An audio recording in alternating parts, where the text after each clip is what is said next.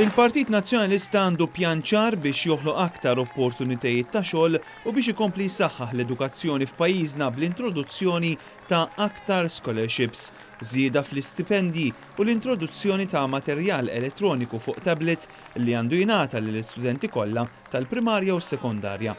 Dan għaliex il-Partit Nazzjonalista jrid ikompli jinvesti direttament fiż-żgħażagħ u fit-tfal ta' pajjiżna.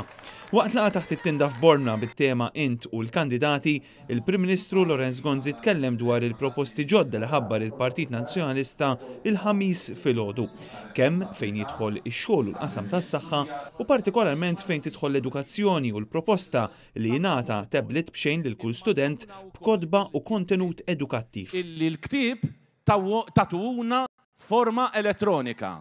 Dak imbagħad aħna ninstallawh ġo iPad, ġo tablet u dak it-tablet li tfal tagħna ngħidulhom aw, għandek it-tablet bil-kodba tiegħek qegħdin ġo fih. Fil-waqt li l-Partit Nazzjonalista huwa kommess li jkompli jnaqqas it-taxxa, hemm mira ċara għal ħolqien ta' impjiegi ġodda.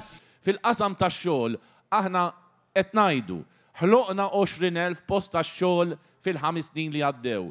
Irridu noħolqu 25,000 post tax-xogħol ġdid fil-5 snin li ġejjin. Il-Prim Ministru tkellem dwar is-saħħa u semma l-proposta li persuni jibdew jingħataw refund meta jixtru mediċini li mingħand il-Gvern ikunu out of stock. Jekk jiġri hekk minn issa l quddiem jekk tkun mort tixtriha mingħand spiżjar, il-Gvern jirrifondilek il-flus, jagħtik lura il-flus l-invat.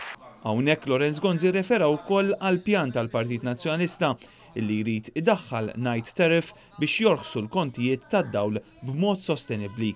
It-tariffi ta' bil-lejl għal min juża l-elettriku kulħadd bil-lejl ser jonqsu għaliex ir-rati jonqsu għal kulħadd.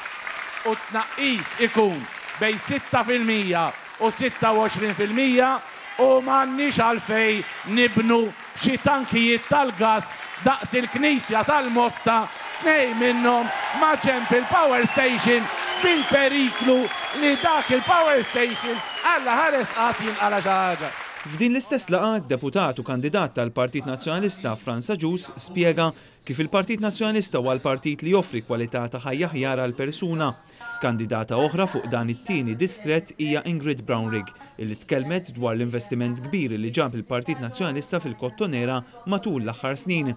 Id-deputat Stephen Spiteri, li huwa wkoll kandidat f'dan id-distrett, iffoka l-intervent tiegħu fuq il-qasam tas-saħħa u s-servizzi kbar li jingħataw bla ħlas f'pajjiżna.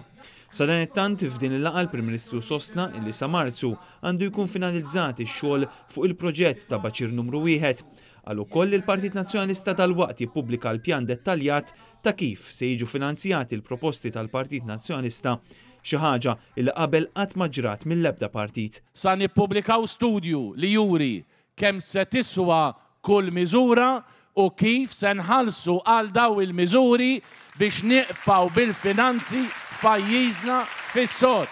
Robert Cremona, Net News.